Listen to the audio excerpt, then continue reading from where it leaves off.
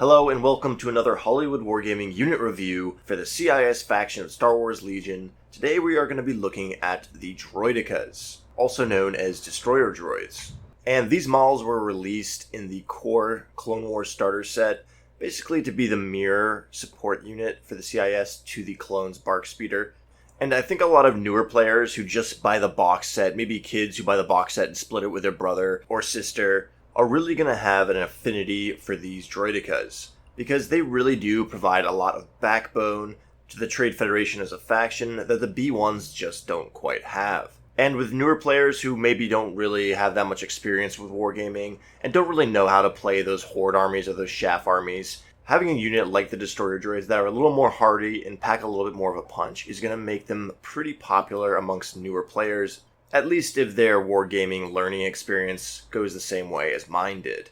When I was a kid, I collected Imperial Guard for Warhammer, and my brother collected Space Marines, and this is back in like 4th edition, and I would just get stomped every game. My units would just get mulched because it would be like 4 squads of Tactical Marines against 4 squads of Guardsmen. I didn't stand a chance. And finally, when I got something like a Leman Russ, I just adored that unit because it was the only thing that could deal with enemy Space Marines. And while I am quite fond of the B1 battle droids and my massive hordes of Imperial Guardsmen as things stand now, but back in the day when I didn't really understand point systems or strategy in wargaming, I really latched on to those more points-heavy, specialized, hard-hitting units, especially if they had increased durability and more staying power on the field. And without spoiling this entire review, I think you're going to see that the Droidekas kind of fit into that role. But let's dive headfirst into the unit card. And right away we see a whopping 100 point cost for this unit with 2 models, and of course they are a support unit category. Now that is definitely not cheap. I also want to make quick note that the Droidekas are a ground vehicle for their unit type. They are not a droid trooper, meaning they are not going to be able to benefit from the coordination ability that the B1 battle droids have, which is definitely something to be considered when you're building a list that includes Droidekas. But let's move along to the upgrade slot. Here we only have 1 comms upgrade. And that may be one of the better upgrade options to have for the Droidekas, considering that you can't make use of that coordinate ability. And while I know people do like to see a lot of upgrade slots on units, a lot of times those do end up being a bit of a pitfall, and you will end up front-loading your units with too many points, meaning you're going to be over-equipping squads and pooling resources away from other assets that are required elsewhere in your list. But the Droidekas don't have that issue. They have that comms upgrade, which might be useful with some builds we'll look at later, but for the most part, everything the Droidekas need are included in their base unit card, which I find to be quite refreshing. But moving across the face of the card, we see that they only have a white defense die, but they do have 3 wounds, and they have no damage capacity, meaning they're not going to be suffering those damage tokens that are going to be degrading their efficiency. And again, with 2 models in the unit, that's going to bring the whole unit up to a total of 6 wounds. And then we're also going to see that they have a defensive surge. And that defensive surge is great to have because on a white defense die, you're basically doubling your chances of blocking a wound with that. It's still only the equivalent of a roll of a 5+. Going from 6+ to 5+ is a significant bonus in your dice rolls. And while it may seem like a minor footnote here, when we take into consideration the amount of wounds, that defensive surge, and then also the shielded keyword that they're going to have, this is going to be quite a hardy unit. Below that, we're going to see that they have a movement speed of 1, and that's about what you'd expect from a droid that walks around with 3 toothpicks for legs. But much like the defensive stats on these guys, when we get to keywords, we're going to see that there are other bonuses that play into the Droideka's movement. And these are those really intense 2-fist blasters that they use to shoot up Jedi and clones and things of the sort in the films. These guys are introduced as a serious threat in Episode 1, and it's basically the one thing that stops a full-on Jedi attack on Viceroy and his crew. So you'd expect these to be good in the game, and let me say they do not disappoint. They are a range 1 to 3 with 1 red die and 2 black dice. They have the suppressive, keyword, fixed front, and immune to deflect. So these guys are going to be pinning out enemy units, and also they are going to be giving Jedi a run for their money, especially when you consider things like Obi-Wan with the Sorcerer Mastery. And as the Republic faction grows in size and more Jedi heroes are introduced, I mean, we're definitely going to see an Anakin. I think we're going to see a Mace Windu and perhaps a Yoda. That immune to deflect keyword is only going to grow in relevance. I could also see the Droidekas become a key component in the suppression list if the Trade Federation ever gets a Krennic-style commander. But as it stands, with 2 models in the unit, they're going to be putting out 2 red dice and 4 black dice. That's a pretty respectable amount of firepower. And if we look at my favorite Phase 1 clone build with the DC-15, that is an 82-point unit that gets the same amount of dice. So yeah, I think it's easy to say that Droidekas are going to be laying out a lot more hurt than a lot of other units in the Trade Federation army, especially when compared to the humble B1 battle droid. But next we're going to move along and look at the keywords that the Droidekas have, and this is really where the unit kind of all comes together. First up we have AI attack, move. And this basically means when you don't have that face-up order token, you're going to have to either make an attack or a move, which really isn't terrible, as it's giving you more options than just forcing them into attack like most of the other droid units are. However, this is a unit that's going to want to be using aim tokens, and they're going to want to be able to take that aim order rather than just having to move or prematurely fire. But with move being one of the AI actions here, I think you're going to be able to get away with not giving Droidekas orders for a few rounds while they maneuver up the field and into position. But after that, we see that the Droidekas have Shielded 4 and Generator 1. And this means that the Droidekas are going to have 4 shield tokens that you have to chew through before you can start plinking away at their wounds. And at the end of each activation, they are going to be regaining one of those shield tokens. So, as you'd expect from a shielded unit like the Droidekas, it's going to take a lot of focused firepower to bring these guys down. Otherwise, their shields are going to continuously regenerate while they hold their ground and fire away at enemy units. And I think this is going to play in very well with the overall kind of theme that we have going with the Trade Federation faction. You have these very expensive but lethal commander units and support units that can really put a hurt on enemies, accompanied by the polar opposite, which is a huge swarm of cheap units. And this is always just going to force your enemies to kind of focus on one target. And if you as a commander play the faction right, the other elements that your enemy isn't focused on is going to overwhelm them. For example, if you have 6 squads of B1 battle droids, if your enemy spends this whole game shooting at those guys, getting them killed, Count Dooku, Grievous, or Droidekas are going to be able to kind of sit there and chip away at their army with lethal damage. However, if they focus fire on Droidekas to bring them down, they're going to have 6 B1 battle droid squads in their face, hitting them with things like radiation cannons. But lastly, on the keywords for the Droideka unit, we have wheel mode, and this is basically when they roll up into their little balls and start skirting around the floor. And basically, this is going to increase your movement speed to 3, but it's going to disable your shield and your attack. However, being such a fast target, you are going to gain cover 2. So basically, you're going to sacrifice your offensive capabilities for mobility. And this is going to be great for the early turns in the game when you're moving your Droidekas into position. And it really helps counter that pathetic speed 1 move that they have. And while it is unfortunate that you're not going to be able to make use of that shield, having cover 2 is honestly a pretty great trait to have. And you're really not going to be suffering too much in the defense department when you are in wheel mode. And honestly, when your shields are depleted, you can still generate them back despite being in wheel mode. So going into wheel mode might actually be something to consider as a sort of getaway technique when you do lose your shields and really can't afford to start taking wounds. So with no upgrades considered, the base card alone, you really do get a lot of bang for your buck with that high 100 point cost for the Droidekas. You get a unit that's going to have pretty good durability and also some options for maneuverability with a good amount of offensive firepower. But there is a comms upgrade slot, so let's go ahead and take a look at that and see if there's any options there that we might be throwing onto our Droidekas. And first, as always, we have the infamous comms jammer, something that's going to be quite nasty against droids, but not always effective on droids.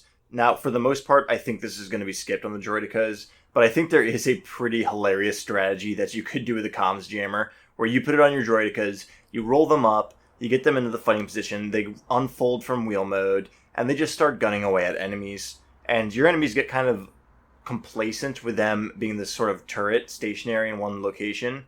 And then all of a sudden, turn 4 or something like that, or turn 5, they go into wheel mode, they go up to speed 3 move, and then they roll right into the middle of your enemy's forces and get right in their face. And bam, they are jamming the enemy's comms. They still have a lot of health, and they're in wheel mode with cover 2. And your enemy is likely not going to be prepared to deal with that amount of wounds in their face, jamming their comms. I think it could be a hilariously trolly strategy, and I do want to try it out sometime.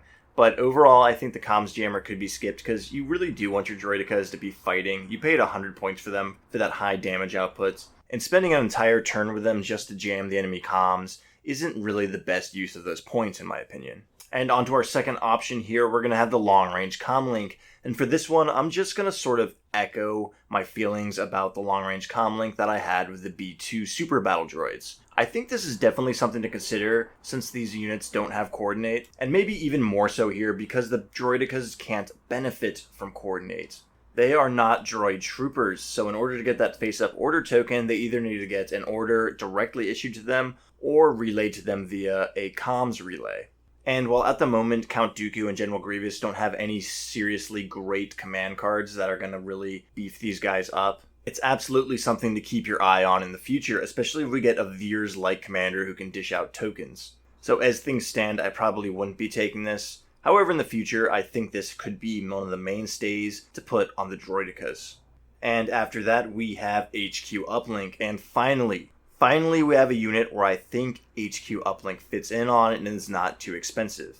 I mean, it's still expensive at 10 points, but this is a 100-point unit, and using that as its only upgrade slot is going to really help them out when you really need those face-up order tokens to either get them out of your token pool or have them not resort to their AI. Now, usually the Exhaustible makes HQ Uplink a no-go for me on most units, but I think on the Droideka it might be okay, because you're going to have that AI that's going to let you make a movement action instead of an attack action.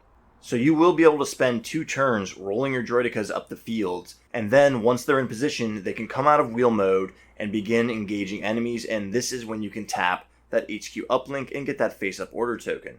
And then next turn, when you do not have that face-up order token and HQ Uplink is still exhausted, you can use your AI to either make an attack and then recover, or go back into wheel mode and recover for your second action. So overall, I think HQ Uplink is actually a very strong card to have on the Droidekas, although if I found myself scavenging for a place to find extra points to add a more useful upgrade somewhere else, I probably would shake the HQ Uplink off the Droidekas. It's good, but still somewhat expensive, and if those 10 to 30 points you're spending on HQ Uplinks on your Droidekas can help you buy an entirely new unit, that honestly might be the better option. And after that, we are going to be moving on to the comms relay. And this is one that I think you're just going to want to skip on the Droidekas, because if anything, I'm pretty positive that 99% of the time, the Droidekas are the unit that's going to want to be at the receiving end of a comms relay, seeing as they don't benefit from coordinate, and they're going to be one of your heavy hitter units that you want to have face-up tokens on. So this one's going to be a hard skip on the Droidekas. And lastly, we have a special card here that is the vehicle-only linked targeting array. And this gives you the target 1 keyword, which means after you are issued an order, you will receive a free aim token. Now, this is a pretty good card, however, there is a slight problem. With the Droidekas, you are going to want aim tokens, but you're also very limited in the ways in which you can receive orders. Simultaneously, if you do end up with that face-up order token, you're probably just going to be using your first action on an aim anyways. And having 2 aims certainly is nice, but you're not rolling white dice here. Most of the time, you're probably not going to miss too many.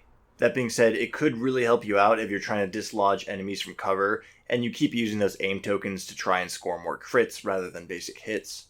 And in my B1 Battle Droid video, I did talk about this sort of command node relay system build that relies on B1 Battle Droids taking comms relays and pushing their coordination and that daisy chain of face-up order tokens onto the Droidekas, which will thus trigger linked targeting array and getting you that extra aim token and a face-up Droideka, which could potentially be a pretty nasty combo. But all that said, let's do some quick math here. Let's say for every 1 Droideka unit you have with the linked targeting array, you're going to want 2 B1 Battle Droid squads with the comms relay to help buff them up, and then also have that extra security in case one of those B1 squads gets wiped out in combat. That's an extra 15 points on top of every unit cost, and if you multiply that by 3 to have 3 Droidekas, and then also 6 B1 Battle Droids to support them, you're going to be spending an extra 45 points just on comms upgrades alone. Fortunately, the droid army does have points to spare with those cheap B1 activations, so this may be a viable build for a list overall, and I'm very eager to try it in combat, and I'm sure I'm not the first person who's caught on to something like this. If you have run this style of list, please leave a comment below and let me know how that went for you. And lastly here, we do have the Command Control Array vehicle upgrade card that is not out yet, and I'm not really going to bother mentioning it because it is not going to apply to Droidekas because they do not have the coordinate keyword. So, all things considered, we have two pretty viable upgrades and builds to take with the Droidekas, and one that might potentially come up in the future.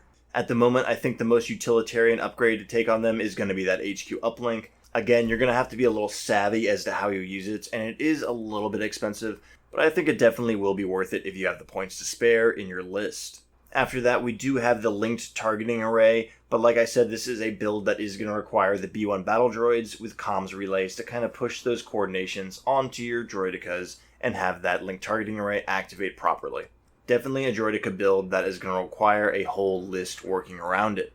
And lastly, we have the long-range comm link, which I think is going to come into play in the future when we get more commanders and operatives, but right now, I think it's something that could be skipped. Once we have officers who are going to sort of do things like activate 3 units, each of those units gains a name token, for example, that's when long-range comlink is going to come into play. Not just on Droidekas, but other CIS units like the B2s. But overall, what do I think about the Droidekas as a unit? Well, compared to their box set counterpart, which is the Bark Speeder, I think the CIS really came out on top here. The Droidekas are a fantastic unit whose only real drawback is the fact that they're not going to be able to benefit naturally from that coordination that the droid army has. And while they are expensive as a unit to field, I think their points are well made up for in their unit keywords, offensive capabilities, survivability, mobility, and overall battlefield utility. In fact, I personally feel like Droidekas give some operatives and commanders a run for their money. They're a great unit, and the fact that you can field 3 units of them in the support category without having to worry about being out-activated by your enemy, thanks to those cheap B1 troop options, really is something to behold for the CIS faction. However, they are definitely not invulnerable, and if I had to point to a chip in the castle masonry that is the Droideka unit card, it is the fact that their durability relies on that shield and shield generator keyword. I think a lot of new players just getting into the CIS faction are going to have a couple bad games with the Droidekas before they really start to get the hang of them and figure out how to use them on the battlefield. Your opponent is going to need to heavily focus fire on a Droideka unit in order to destroy them, but really it's your job as a commander to make sure that they can't do that. Or if they do that, then they can be punished by another one of your units that has been left unchecked. Let's say you have a list that consists of General Grievous, 6 B1 battle droid squads, and then 3 Droideka units. Each one of those elements of your army is going to make your force into a 3-pointed spear. And as a commander, it is your job to make sure each prong of that spear lands at the same time. Otherwise, your opponent will be able to focus on each of those spearheads as they come individually and deflect them one by one with the bulk of his army. But let's say you've managed your force properly, and all 3 of those points are coming down on your enemy at once. He is going to be forced to deal with multiple threats at the same time, and he will likely have a sensory overload and be unable to do so. Be it by splitting his fire between all 3 of those threats to the point where they don't do efficient damage against any of them, or to the point where they are able to eliminate 1 or 2 of those threats and then the last one is left unchecked and is allowed to run rampant inside their ranks. This is all directly in line with the Distraction Carnifex train of thought, and the most important thing to remember in this sort of wargaming strategy is that the Distraction Carnifex isn't useful if the rest of your army waits for it to die before they start advancing on the enemies. So do not have your Droidekas roll up in front of your army and engage the enemies before the rest of your force is able to. Your enemy will dedicate fire on them, wipe them off the tabletop, and then proceed to wipe out every unit as they march one by one into the jaws of their firing arcs. And I think wrapping your head around how to field and properly use Droidekas is going to help you understand how to play horde armies in wargaming a lot better.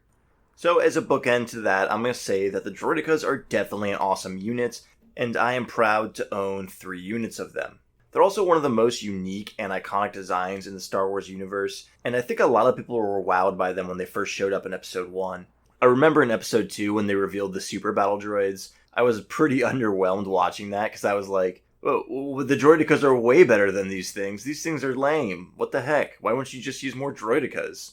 But it's fine. I've grown to love the B2s also. And as far as the models go, they are awesome for both units. And the Droidekas are especially cool because you can model them in ball mode also. And what's really awesome about that is that each unit upgrade you buy of Droidekas, including the ones that come in the core starter sets, comes with not 2, but 4 Droideka models. 2 in upright position and 2 in ball mode. And the fact that they get a token that says whether they're in ball mode or not means that you can kind of just use those extra models as a whole nother Droideka unit. I have 2 Clone Wars core box sets under my possession, which means I technically have 8 Droideka models. It's a pretty sweet bargain, and one that you're not going to see much elsewhere in Legion. So that's my overall review on the Droidekas, guys. Absolutely a 10 out of 10 unit for me, but I want to hear from you guys. Do you think they're as good as I'm hyping them up to be? Have you used Droidekas before? What results have you gotten out of them? Let me know in the comments below. As always, be civil and give good reasoning behind your points. And if you want to see more content like this, go ahead and hit subscribe, consider turning on notifications, leave a thumbs up, and until next time guys, take care.